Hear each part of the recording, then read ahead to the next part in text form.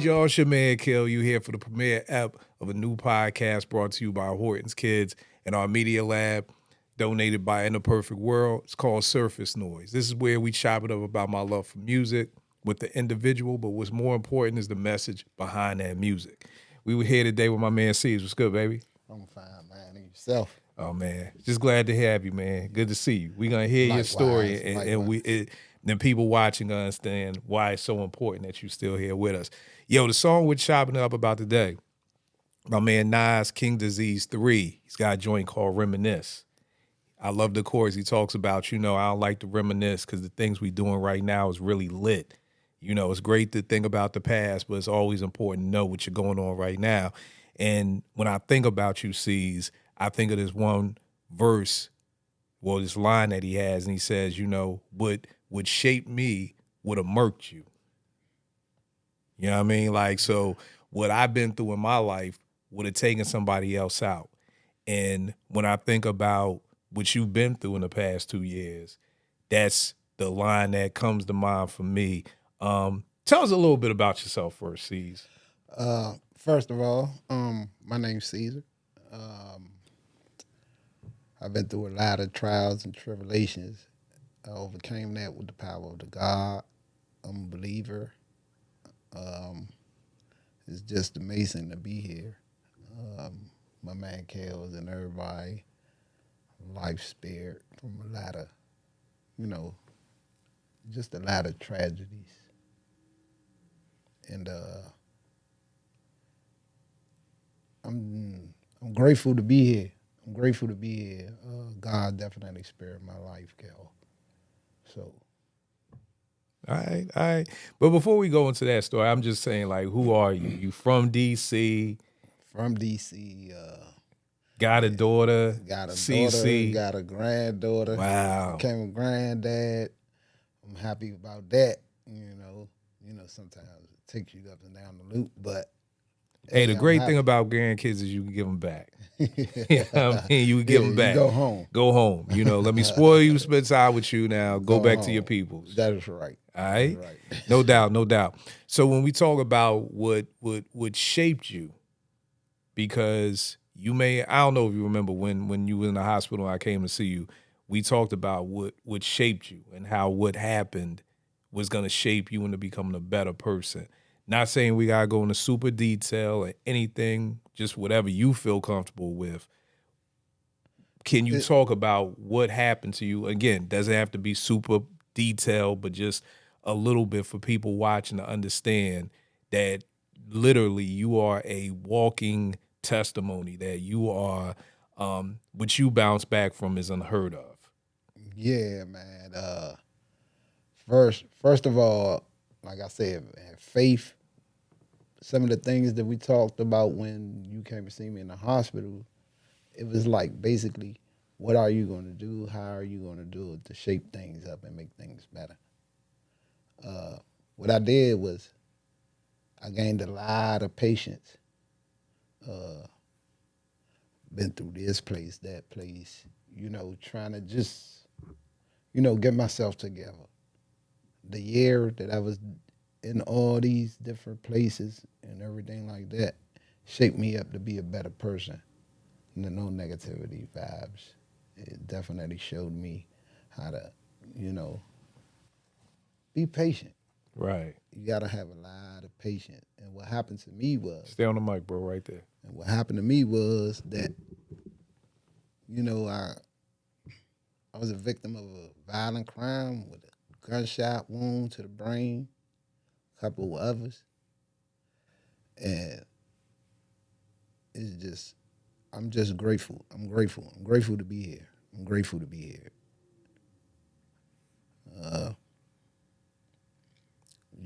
Like going to these places, staying in different places with different people that you don't know, you got immune to the system. Well, we're going to talk about the process. We're going to talk about the process because I don't want to skim over any of that. So gunshot to the brain. Yes. The crazy thing is, C's, I remember the day it happened. Treese called me, tells me, what happened. Right. I think you're dead. She tells me what happened. I'm like, how do you get shot twice in the head and bounce back from that? That's impossible. You call me 2 days later. Now, keep in mind, to my shock, when I look at my phone, because I think you're dead. Because of what she told me.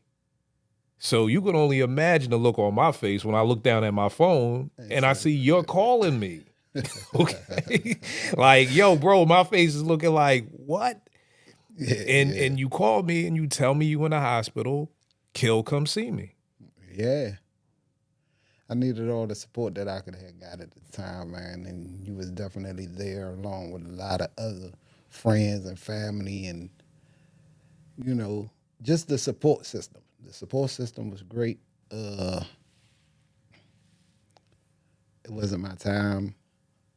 God was there to protect me. So now I'm just trying to change my life for the better. That right there. It wasn't my time. God was there to protect me.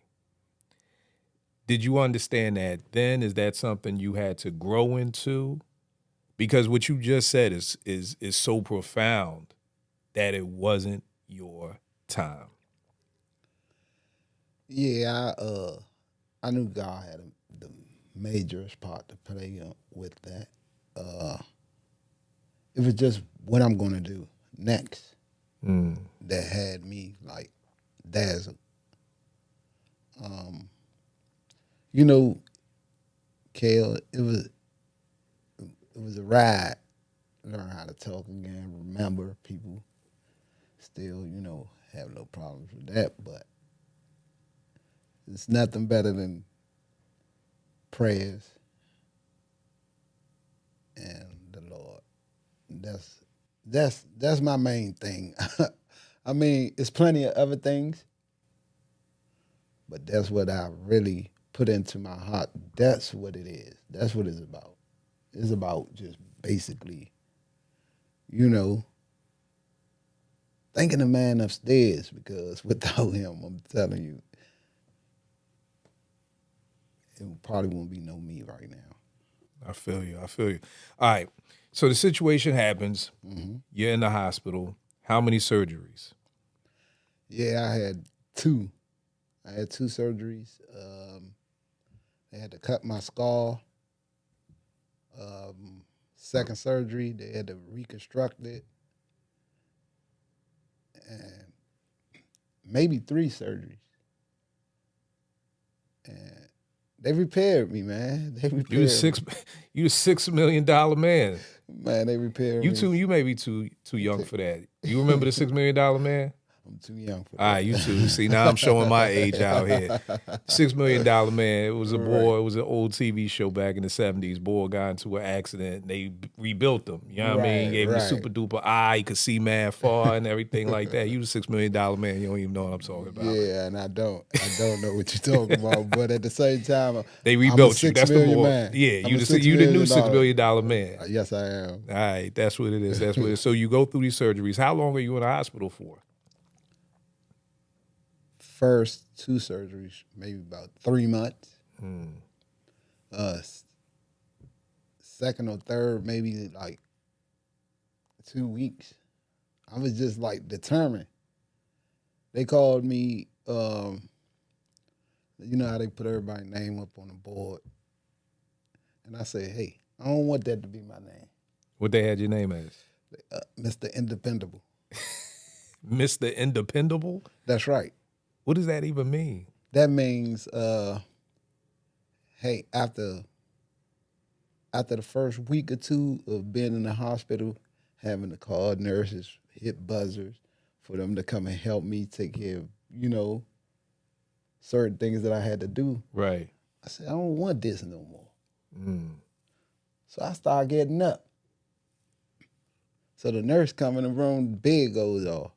I'll never forget this day. The bed goes off. So I'm like, hold up. They got me on some type of lockdown or something. So she like, no, you can't get off the bed. You got to call us. I looked at her. I said, well, I'm already in the bathroom. She said, "You are determined. Mr. Independable is your name." And from there, I just started doing things on my own. Doing with all this going on, doing things on my own in the hospital, walking around, trying to walk. It was a hard road, but I overcame that road and looking forward to overcoming more because it's more obstacles to come. With these type of injuries, you never know what happens. Right. One of the conversations I remember we had in the hospital, you were saying, "Why me?"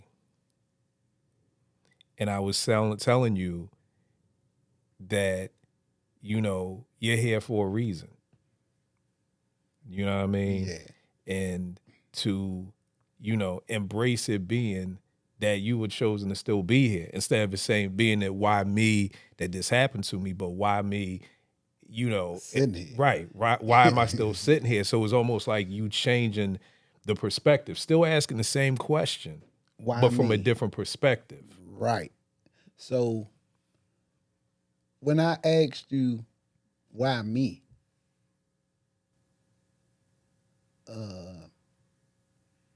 I wasn't questioning you. I spoke to my mom over the phone and I asked her the same thing when you left. I said, "Why me?" She said, "Son, don't question God. Because you're not questioning me, you're questioning God." And after that, I just put in my head, I'm not going to question God. I'm still here. Thank Right. you.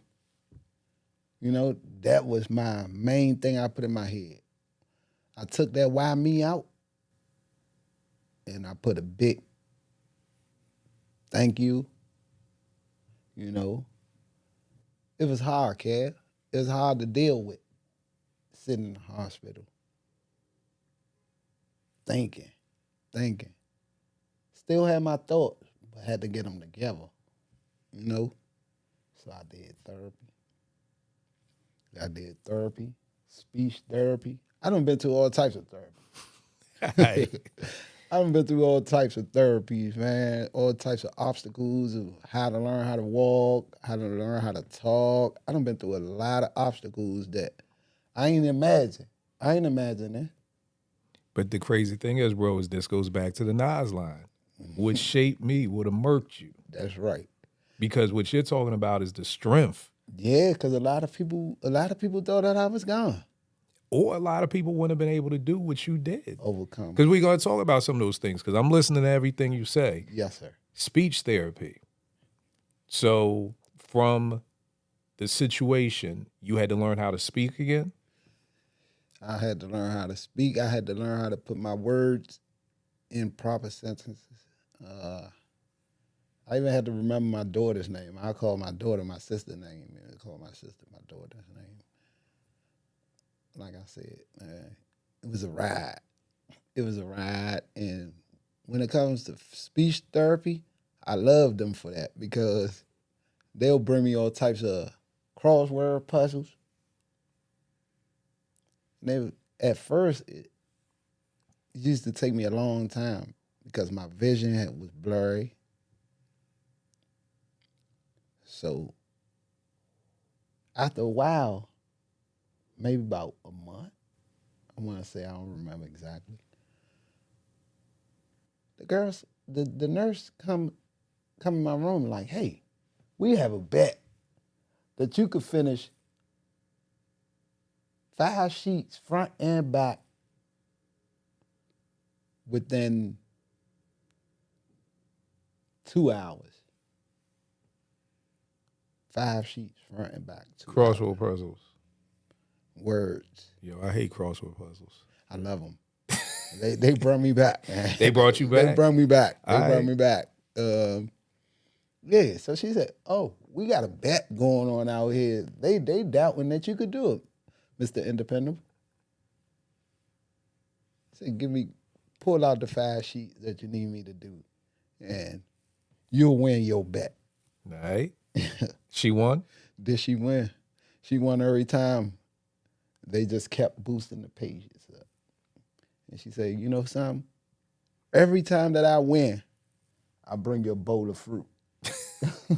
Yo, you was on your fruit tip too, man, because you had me stop and get you a whole tray of fruit. That's right. That's right. It was so This much. dude was on his fruit joint while you was in there, man. Hey, it was so much that, man, after a while, it went bad on him. I think he picked out the biggest tray there was. Yeah, I did come through with the big joint. Yeah, man. And, like I said, like support. Mm-hmm. I had the support. When I reached out to you, was no question, you was there. Yeah. Next day, put me on the list. I'm coming next day. Call my other support. I'm up there. And that helped me a lot. That helped me a lot to understand a lot of different things. That people won't be there for me. People are there for me. People care about me. Some people can't say the same. You have never lied, good brother, because that in itself, and I think, because see, we've had so many of these conversations, offline. And again, it's counting all the blessings you have. Yes, sir. One of my OGs told me when me and my wife we both lost our jobs, I want you to write down all the things that people do for you. Because right now, the only blessing you see in your future is just you two working again. And anything else you ain't gonna pay no attention to it. Right. So he's like, I want you to write down everything. I want you to, if somebody treats you to Burger King, if somebody gives you a gift card, and by the time we both were working again, you're talking about 70 plus things that we would have forgot about. Right. Because our focus was only on trying to get back getting a job. Right. What I hear you saying is you're seeing all the blessings you have while you're working through it. Because like you said, a lot of people don't have that. We take family, people who love us and all that stuff for granted because there are people out here who don't have anybody. Exactly. So I know one of the people who was there, shout out to Karin. Yeah, most definitely. Shout out to She Karin. was there. I kept missing her. We will always go past each other. She would leave, I would come, vice versa. I think she done she was one of the ones that was like my main strength. And I say that because on my second or third surgery, when I got my head reconstructed, she went with me, 5 o'clock in the morning. And then from there, they say, oh, well, he has to go to like a medical facility. And it was so hard for them to find me a medical facility.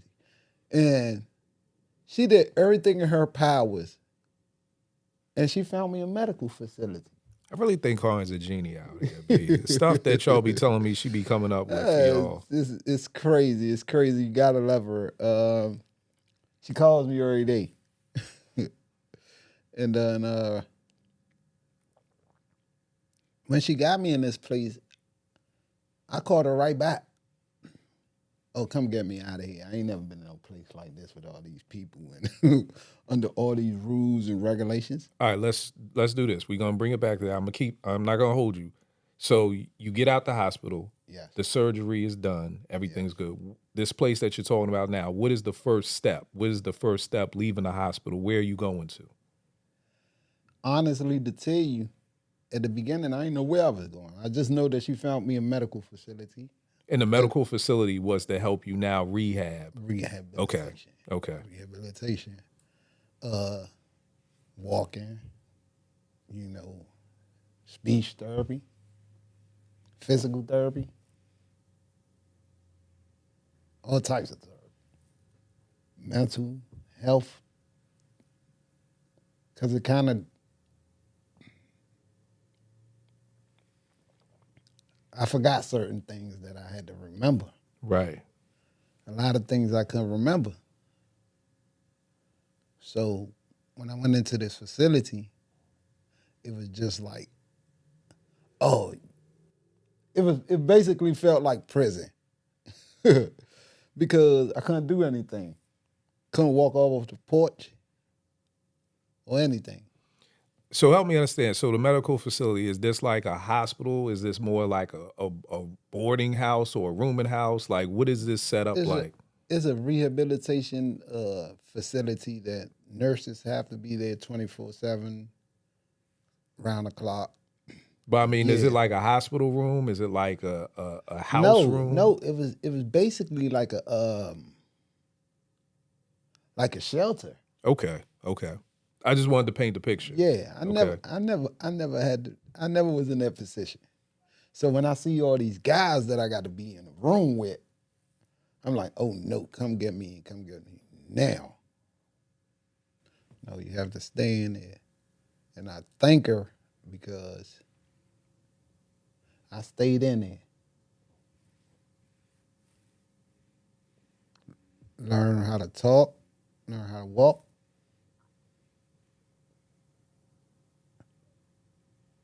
It's a lot. It's a lot, cows. So this medical facility, it was awesome for real. When I got the patients to stay there, they made sure my health was good. They made sure everything was good. And they made sure my doctor's appointments was on time. Made sure I had a ride. It was a lot of things that I did in there that I don't think, honestly, I don't think that if I was at home, I would have been doing. So the first thing you're telling folk is you need to have patience. Yeah, patience, patience, patience. Cause you was ready to roll. You gotta be willing to too. You gotta Okay. be willing to. If you willing to, like we had a conversation earlier, me and you. If you're willing to learn, you will learn. All right.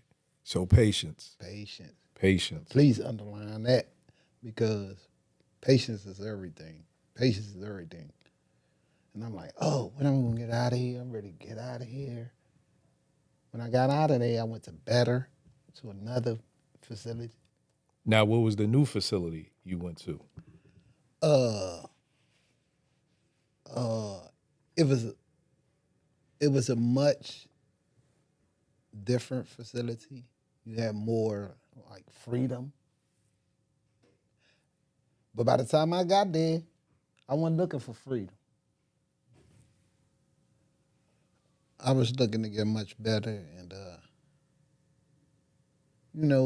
work on my health.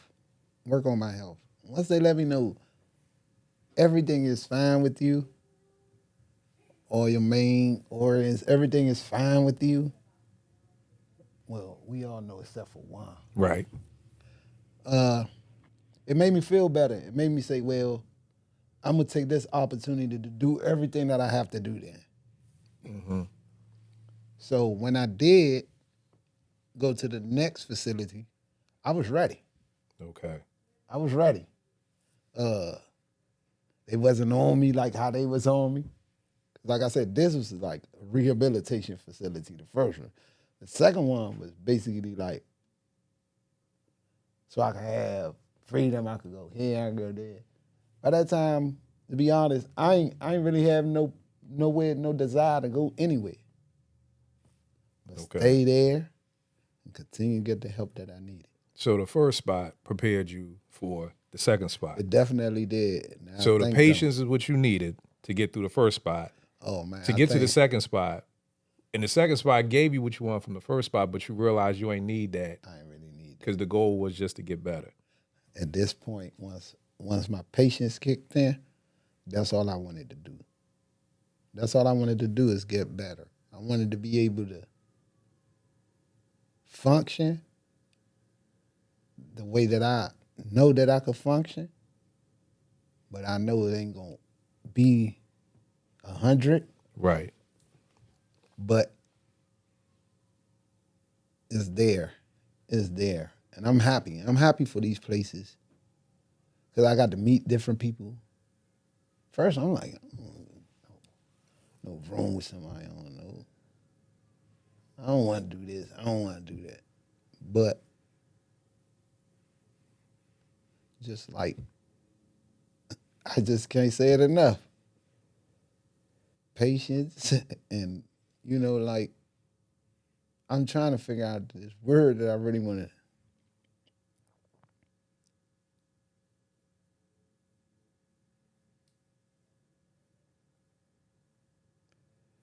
Reality. Reality is real.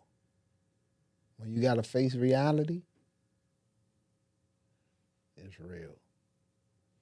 Reality is real. Because I wouldn't think that I'd be here. Right. When I woke up in the hospital, I didn't know what's going on. Now you told me this that you didn't feel anything. I did, man. To this day, I feel pains in my legs, get these headaches. But The when it actual happened, incident, you didn't feel any pain. nope. It's the aftermath. Okay. It's the aftermath. Honestly. Now the aftermath, we're talking about. So you talked about reconstruction of your skull, your leg. What did they have to do for your leg? Because you was also shot in your leg. Yeah, well, they had to repair that as well. Right, $6 million, man. My leg broke in 3 different places. They had to cut a piece of bone out, maybe about this big, just so they could put a rod on it to hold the bottom bone with the top bone, from my knees to my ankle. That right there by itself. That right there by itself. When I got up and I could look down and I seen it, I said, wow. And I told the nurse, I said, let me see how I look. I ain't seen myself in over a month. Let me see how I look. And when I seen myself, believe it or not, that's the first time that I shed a tear. I'm like, wow. Wow, I can't believe it. Because you told me you haven't cried from this whole situation. Only when I seen myself with missing parts of my head, it brought tears to my eyes, but I ain't never like cried the nights that I was in there by myself. I ain't never like sat and cried, like in all different types of English. You could cry for all different types of stuff. It just ain't hit me like that. Okay. Because I want to ask you this, because I had this epiphany a while ago about crying. My mentor died a couple of years ago, and I realized I'm not checking in on his wife a lot because when I see her, I see him, and it makes me want to cry, and I don't want to cry. Then she told me while I was in LA to go check in on her granddaughter, and I said, well, I don't want to see Maya because I'm going to cry. And then God put it on my heart, but who better to cry around than the people who loved Johnson, my mentor? And I put it out on Twitter. I was like, yo, we need to cry. I really believe, that this is the way that we kind of flush our system out. This is how we flush out It is. all the toxins that are stuck to Build us. in you. Yeah, like this is how we get it out. But we don't want to. Nobody wants to cry. Strength. That's what it is. Strength. You gotta believe and gotta keep that strength. But the problem is it's the strength. I know for me, I can only speak for me. Right. It was the strength of like, yo, I'm from Philly. You know what I mean? Nobody want to see you. You can't cry. You can't do this. But you realize that that's really you getting out all the toxic stuff. And sometimes not even toxic, but just the pain of missing somebody, the grief of missing somebody. That's right. I mean, I put this on Twitter, and I'm talking hundreds of people. C's were like, yo, I never cried. My mom died, I didn't cry. My dad died. Like, all this tragedy, and people are like, yo, I haven't cried. And it kind of showed me that it's not just dudes, it's women too who have it. But I really, truly believe we have to get to a point, just as people, that it's okay to cry. Yes, it is. It is okay to cry because, it's just like you said. When you cry, you letting out what you feel inside. That's part of crying. You ain't understand what crying is. Crying is when you hurt about something. It could be anything. If you hurt, you will cry because you're human. You're human, and it's okay. It's okay. And my mom told me that in the hospital. I told my mom, I said, sitting in here crying for, she said, it's okay to cry. You're human. Let it out, son. And I still didn't cry. It was just something in me that didn't allow me to cry because my main thing, I was trying to get better. Right. I was trying to get better. And just the road that I had to go through, I'm glad that you guys was here. And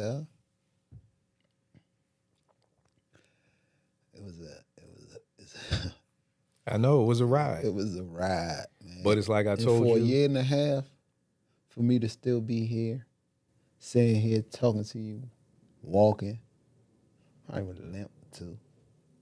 But, I'm grateful. I'm grateful. I'm very grateful. I'm very grateful. Because, a reason that I'm grateful as well, because when my daughter came up to the hospital, she seen me like that. She started crying. I didn't cry. She started crying and said, I don't know where would I be if you was gone. And that gave me more. You know how I feel about my baby girl. Anyway. Yeah. Shout out to Cece. And Tania. Oh, Tania, the granddaughter. Right. I got to see this. Look, see, I'm here for a real reason. I didn't leave my child behind because, I always had her since she was a baby. And I got to meet my grandbaby. Yeah. I got to see a grandbaby. I wasn't ready. I don't think any of us was ready for CC to have a baby, but I wasn't ready. But I'm proud of her. She's still doing school. She graduates this year. All right. And I told her, just give me my diploma. And then, right. You on to your next phase. And I'll be here. Right. I'll be here the whole ride. All right.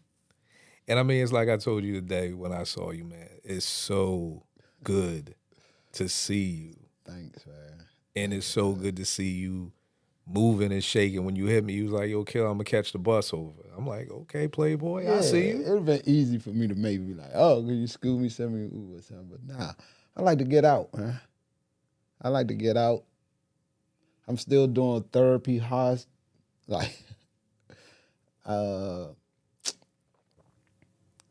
once a month, primary doctor, once a month, psychiatrist. All right.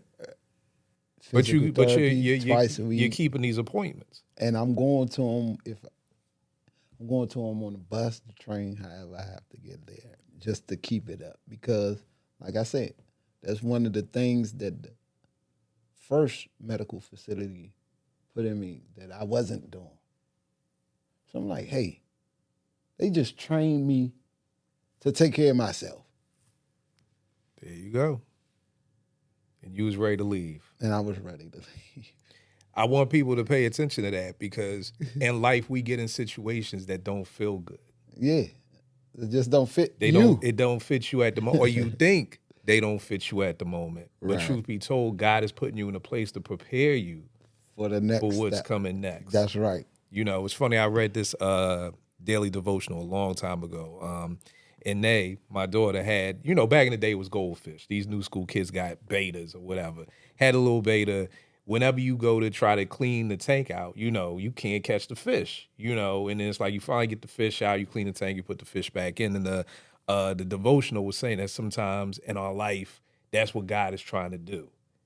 The fish doesn't understand we're coming in here trying to scoop you out so we can clean this tank. I got you. So it's a nice tank again. The tank is nasty right now. My guy, we're trying to get it right. But the fish is fighting. The fish don't never just stop and be like, all right, pick me up. I'm good.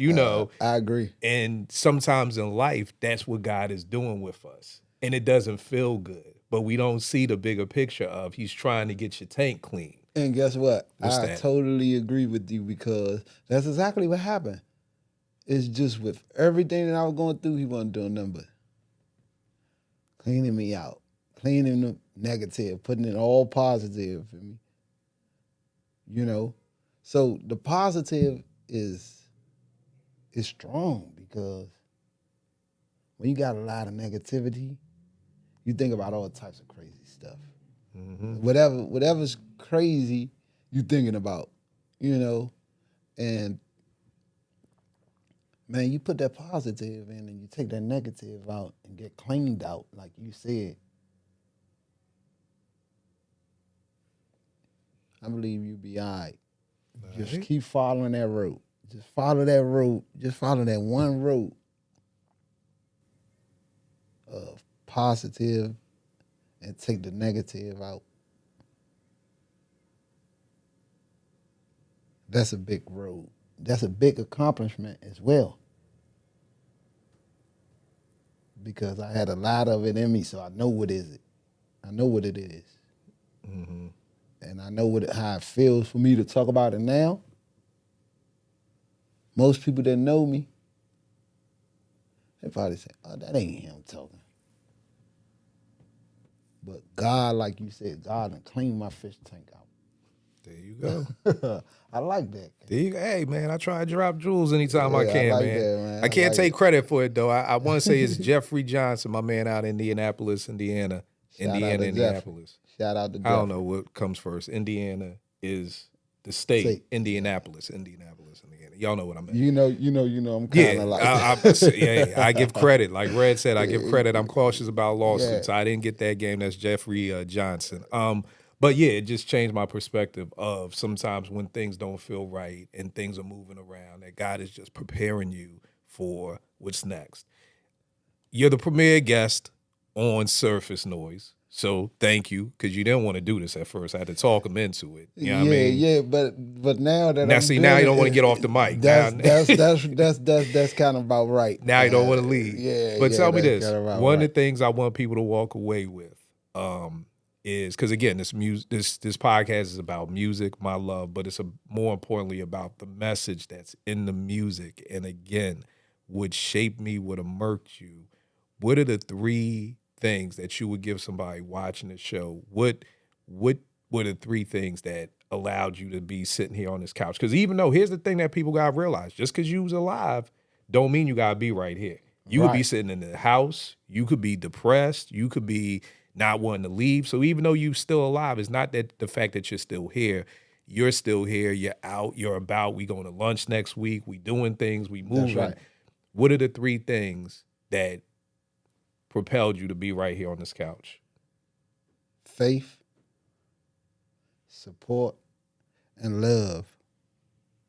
Okay, Don Cornelius.